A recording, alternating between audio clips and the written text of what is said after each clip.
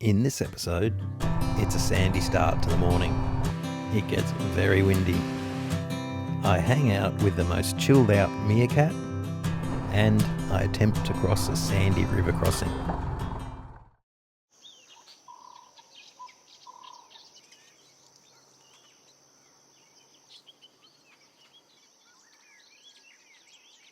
Morning. Up just before the sun, but not before all the birds. Bit of a symphony of noise there. Well, today, instead of going the more direct 140 kilometre route, the river is still apparently too high to cross, so I'm going to go the long way around, but even then I'm not sure if I can get through. But it does give me at least double the amount of time on the bike, so there's a good thing. We'll just play it by ear, see if we can get through once we get to a town on the, northeast. Time to pack up and start the day.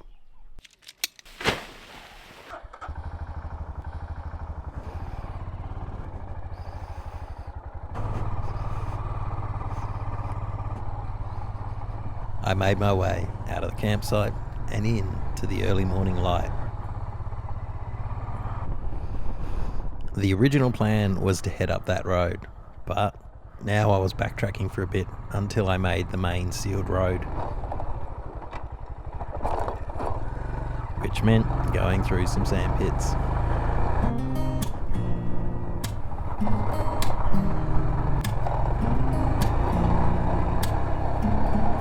I took one last look back at Spitzkoppe mountain.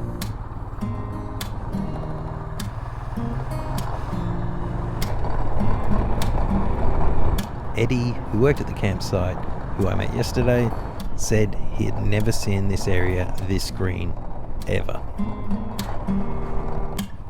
I started making my way through the many sand pits. I took the side track again to avoid the worst of the corrugation.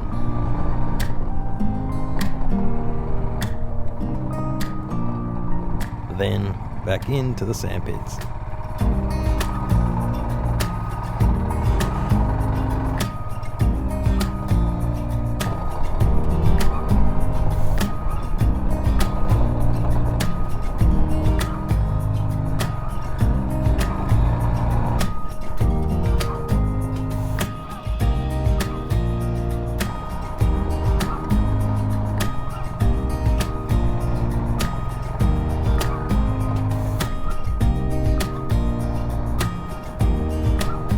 Corrugations on this road were huge.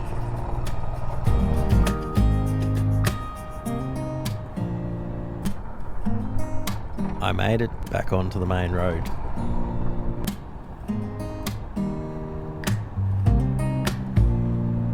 I pulled off the road as there was something approaching, a rather large mining truck. I had overtaken two of these trucks in Western Australia when riding around the country, but there they had taken the wheels off. Not sure if that makes it easier or more difficult. There were a couple more to come. I'd hate to have to change one of these wheels. I wouldn't want to be stuck behind all that. This is actually the most traffic I've seen the whole journey.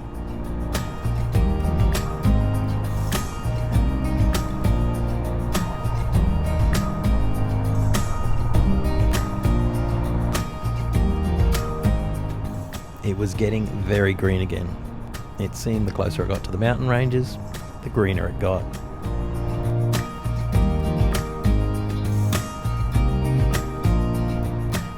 Now that's a lot of gravel. I'm gathering they're either resurfacing or widening the road.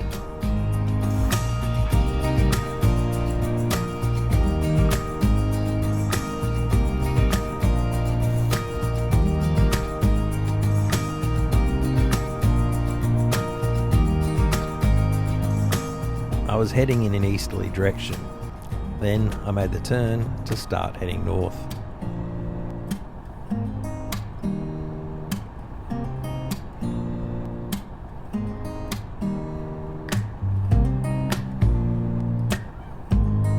There was still a lot of standing water on the land. and also in what would normally be dry riverbeds.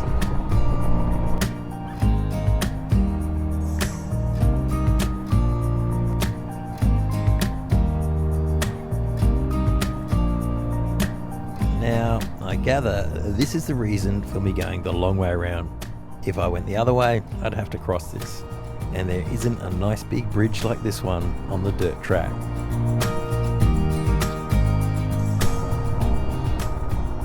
I fueled up, which gave me the chance to ask the fuel attendant what the roads were like ahead. He said the road I was planning on taking was now open, and there may be a detour off the main road to another one that has a bridge to cross one of the rivers. They were still using it yesterday, but he wasn't sure if that was the case today.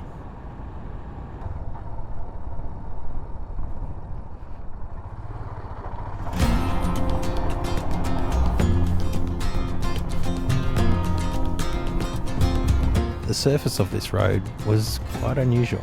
It was quite bright and white. I passed a guy pumping up a tyre and another grader hard at work.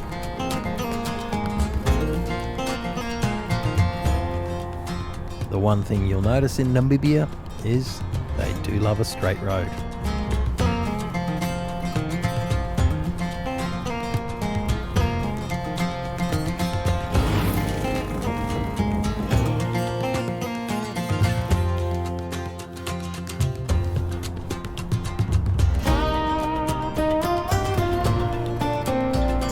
More riverbeds showing the signs of recent water. I came across more wild horses. These guys had the right idea, staying under the shade.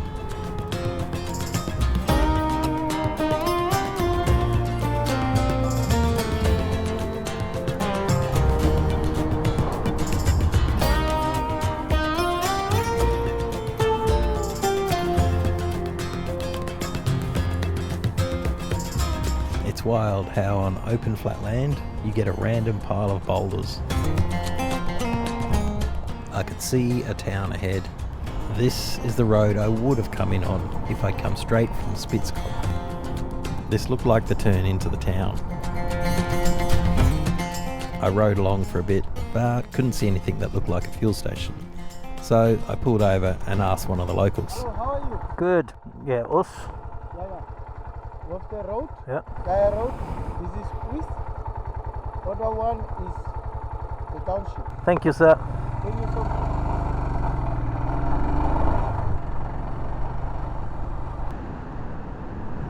That is a lot of bricks. And they are stacking them by hand. The town was built around a tin mine in the 1950s, which used to be the largest in the world back in its prime. But with the drop in price in tin, the mine has been scaled back. With help from the local, I headed a bit further along, following his directions.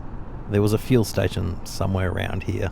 It wasn't that I was empty, it's just the next one after this, I probably wouldn't reach. And following that rule to top up whenever you can, just in case I get turned around or go down some random track.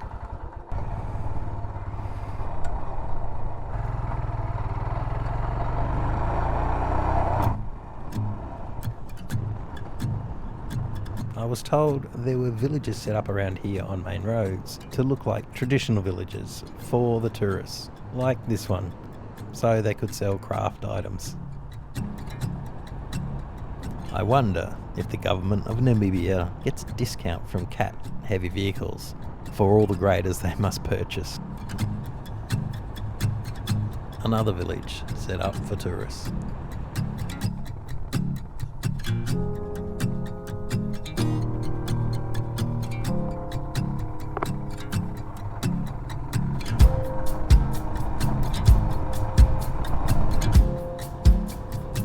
My destination was on the right side of the mountain.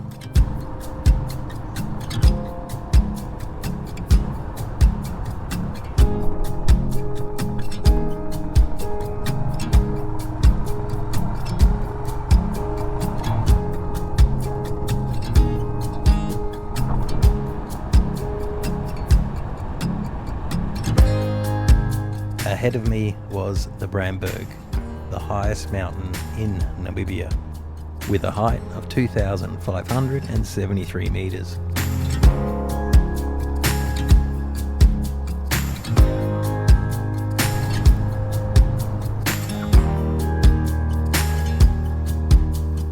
The name Bramberg means burning mountain. It refers to its glowing colours. The best time to see it, if you get good light, is around sunset.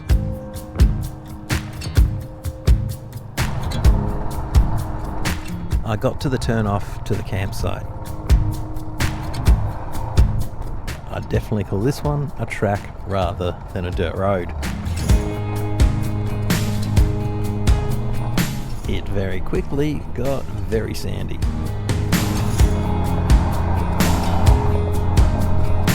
I had heard this place was affected by the recent rains.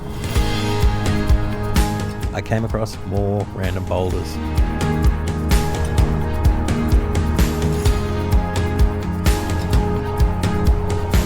I saw a sidetrack again, which I took, hoping the sand wasn't as deep.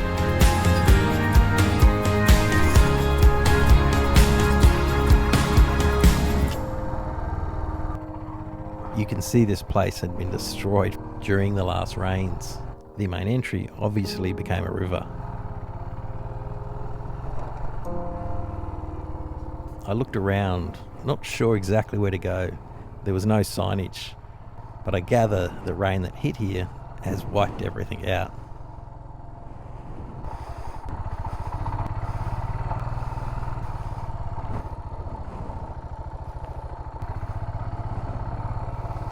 It looked like the place was abandoned. There was no one here. I kept searching.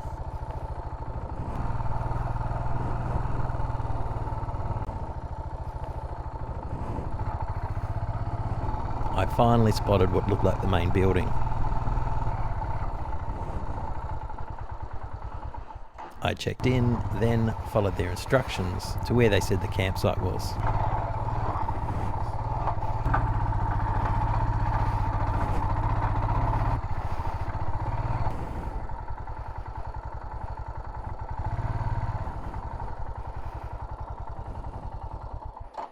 Well, I'm getting a lot of practice in the sand, so that's a good thing. I found a campsite. They just sort of pointed this direction, just go take one over there. So found one with a big tree. Nobody here. This place was blocked off for, like, people were trapped, not trapped, but they couldn't get out for a couple of days recently, and you can see the waters that's come through here. It's pretty insane. So the reason I dropped through here, besides it's pretty, is there's some cave paintings called the White Lady. I'm not exactly sure what it is, but the road there is totally gone. You can't even get in. The place is all shut down until they rebuild the road. So it'll just be camping for the night. It is quiet, which is good. Alright, time to do that thing again. Set up the tent. I tried to work out where the best spot was to put the tent, then got on with setting it up.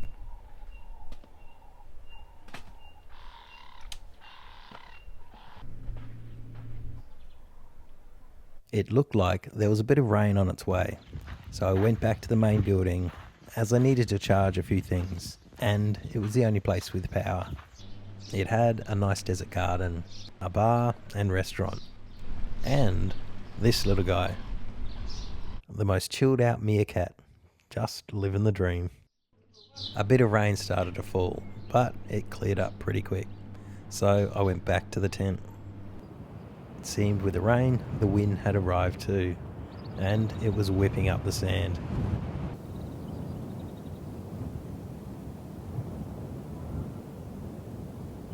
Another good day on the bike. Started with a little bit of sand and ended with a lot of sand. And I have to get out of that in the morning. Hopefully I don't spend time digging myself out. The rain was brief, which is always good. Hopefully just enough to firm up that sand. Sandstorm?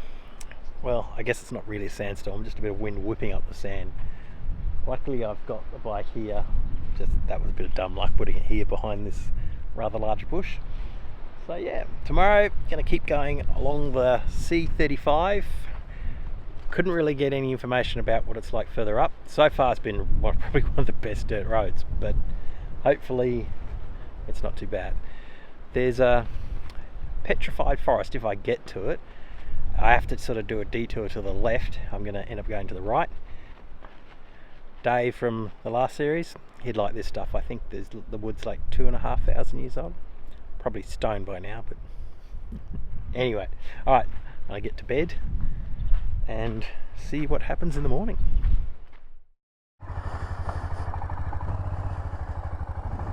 I headed off. It was another early start as I made my way through the sand.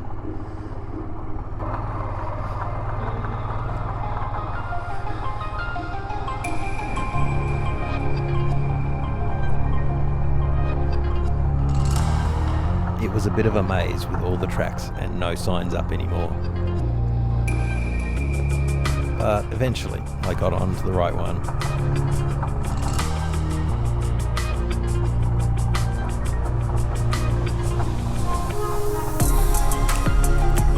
I had to keep reminding myself not to grip the handlebars too tight riding through sand and let the bike find its own path.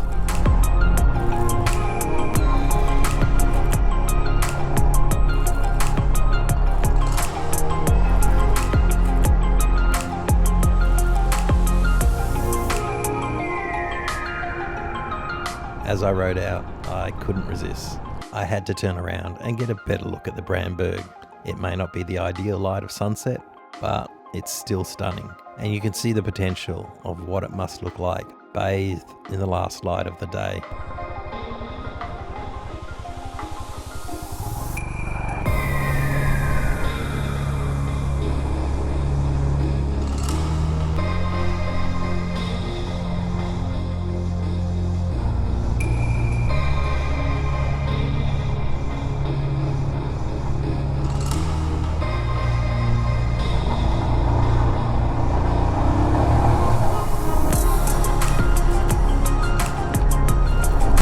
Section of road followed a pattern. The surface was good, then a washout from water crossing the road, then a good section, then another section washed out, then a good section, then another section washed out. You get the idea.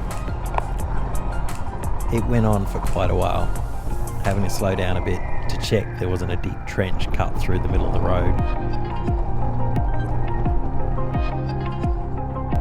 I definitely have seen more graders on the dirt roads than actual vehicles.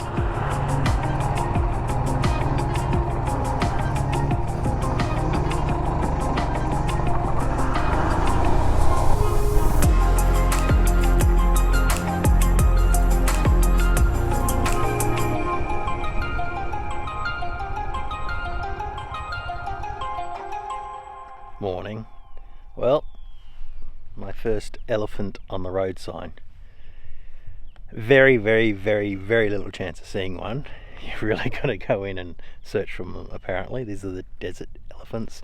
Well, I think they start hearing more northwest. But, well, you know, there's a chance. They have another one of these little village, I guess, tourist attraction little huts set up. And then beyond that is this incredible mountain range. It's not big, but it looks impressive. Road so far, not bad. Obviously washed out a lot. It looks like there was a lot of water going through there. The graders are out, but no vehicles. I'm hoping I should get through. I haven't come across water yet, so that's probably my bigger concern. As in, I have seen tyre tracks, so vehicles are getting through, theoretically. It's just the water level. If it's above a couple of feet or above a foot and flowing. So yeah, we will see what happens.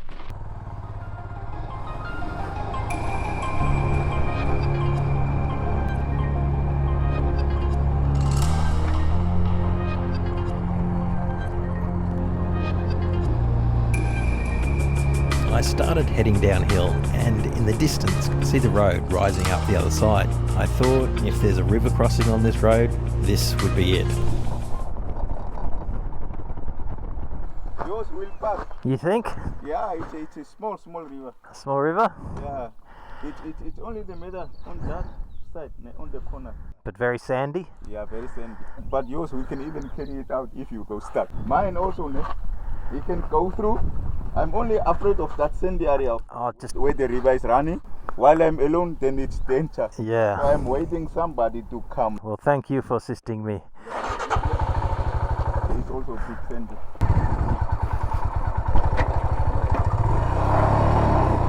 Sandy was an understatement. It was like quicksand. Even in the left. Yeah. Okay. Yeah.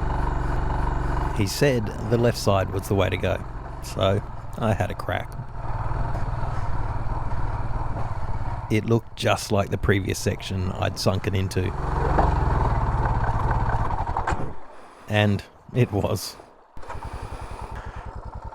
I started the bike up again and got ready to push.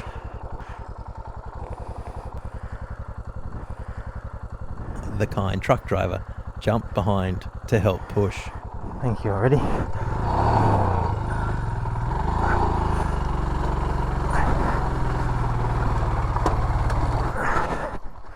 Well, we got the bike through.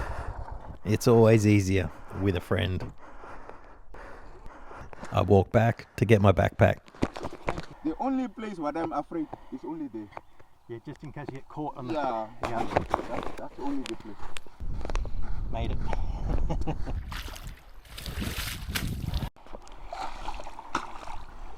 Some sections were kind of firm, then others, my boots disappeared. I actually just walked the river with my boots for him, and it was the other side that's actually a lot firmer. So he'll probably have a try. He's going to wait for the vehicle though, just in case.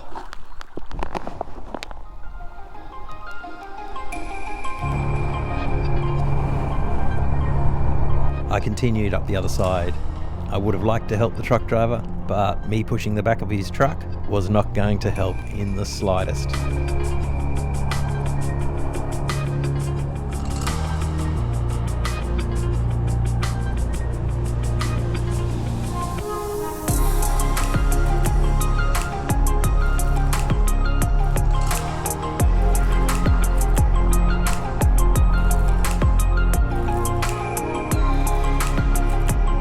You can see on the riverbanks the evidence that this river was a lot higher very recently.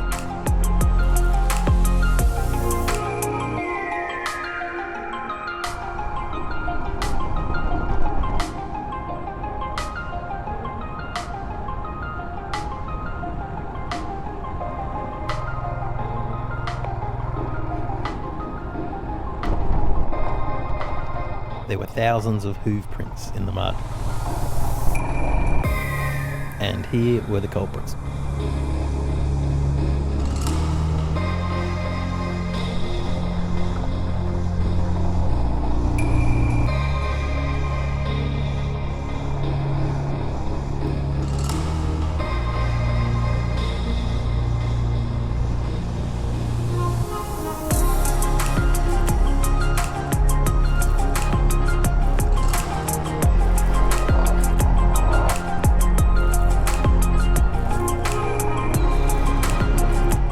Finally had a vehicle in my sights. What a novelty out here, actually passing a vehicle.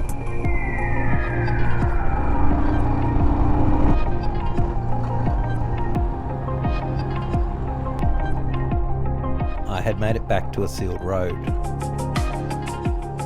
Not sure what the police were doing, but they let me through.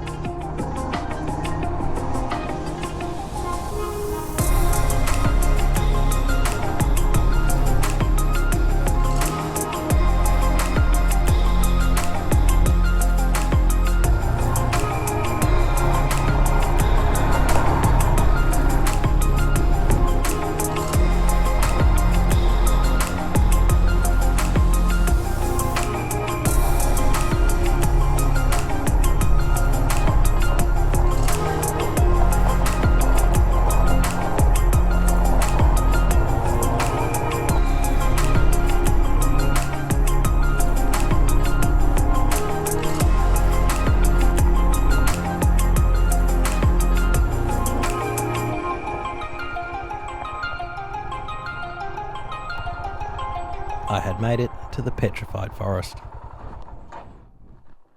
Timo. Timo. Yeah, nice to meet you. You too. All right. You need a guide to explore the Petrified forest, and Timo was mine.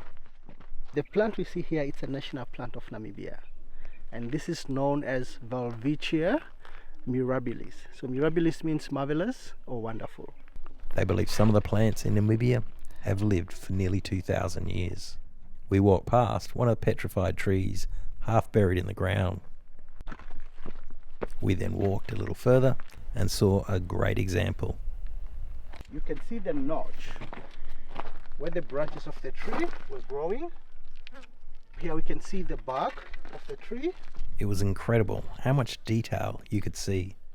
According to the study, these are pine trees. These trees were brought here by the flood from Central Africa.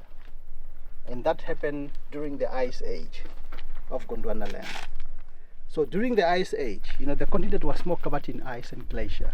When the ice melted, there was that big flood which washed over the land. So that flood is what uprooted most of these trees from the ground and brought them here. So these trees flow with the flood approximately 2,000 to 5,000 miles from Central Africa up to this area. And the petrification process took place approximately 260 to 280 million years ago. So in the last series, I was with Dave and we were hunting for 100-plus-year-old trees, hardwood trees, for him to make the furniture. Well, Dave, these trees are between 4,000 and 5,000 years old, and then took another 280 million years to get really hard. So I gather they'd still be classed as hardwood. That was really interesting. But Dave, I don't think I can bring any of the wood back, even at 4,000 or 5,000 years old, before it turned to stone.